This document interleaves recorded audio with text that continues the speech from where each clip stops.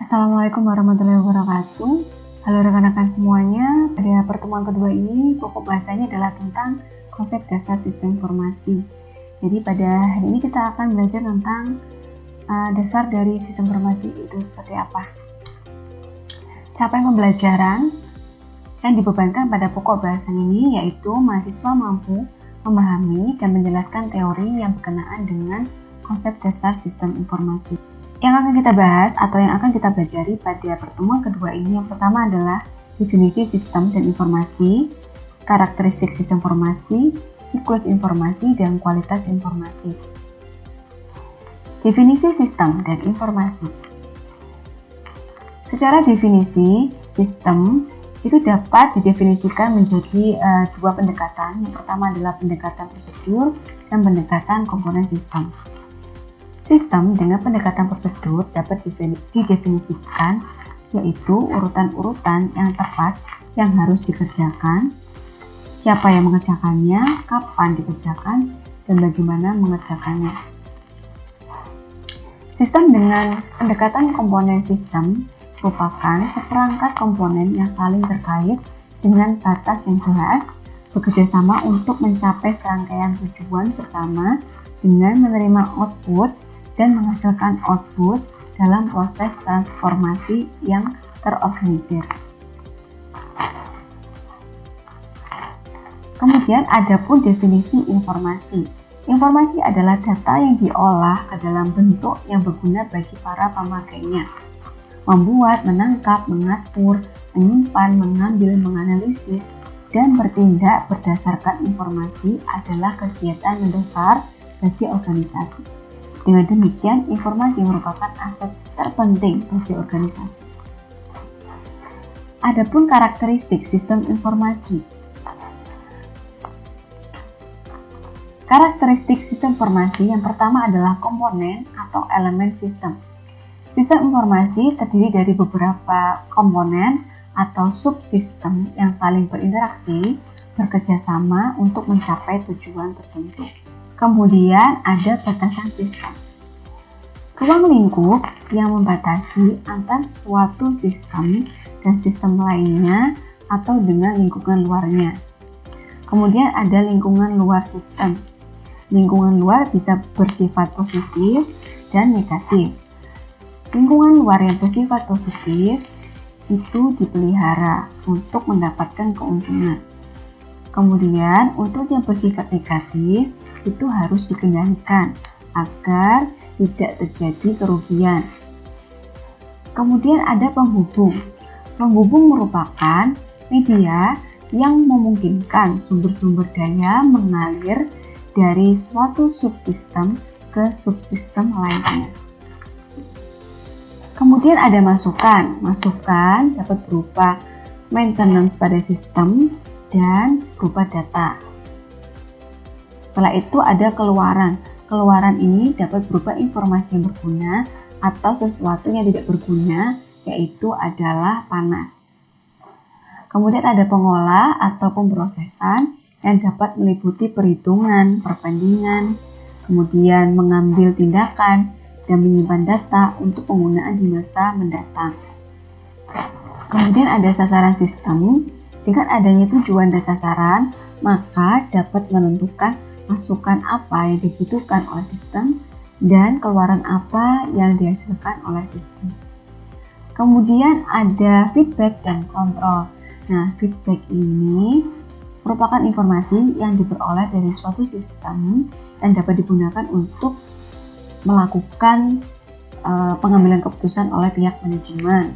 Kemudian ada kontrol. Kegiatan pemantauan dan evaluasi untuk menentukan apakah sistem bergerak sesuai dengan tujuannya. Kemudian ada siklus informasi.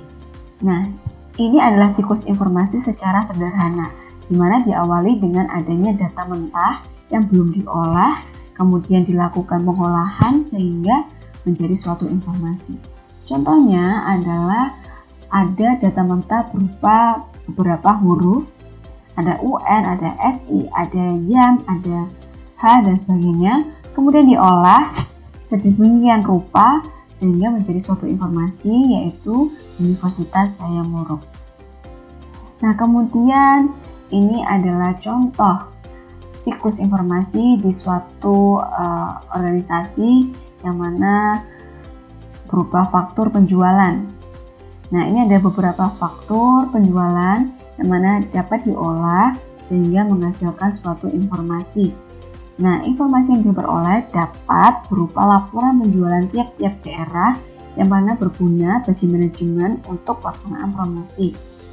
Kemudian, informasi berupa laporan penjualan jenis barang yang mana berguna bagi manajemen untuk mengevaluasi barang yang tidak atau kurang laku. Nah, secara detailnya, secara lengkapnya, ini adalah siklus informasi yang mana bisa dikatakan dengan model pengolahan data. Ini diawali dengan adanya data yang kita ambil dari basis data ini, yang mana diolah, kemudian menjadi suatu output yang berupa informasi, kemudian informasi tersebut diterima oleh penerima, kemudian ada pengambilan keputusan. Nah, dari pengambilan keputusan tersebut ada hasil tindakan yang dilakukan, kemudian hasil dari tindakan tadi memiliki data. Nah, datanya menjadi inputan untuk proses selanjutnya.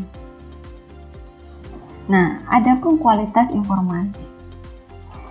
Terdapat banyak sistem informasi yang gagal dalam menghasilkan informasi yang berguna, atau dapat dikatakan sistem informasi tersebut menghasilkan sampah.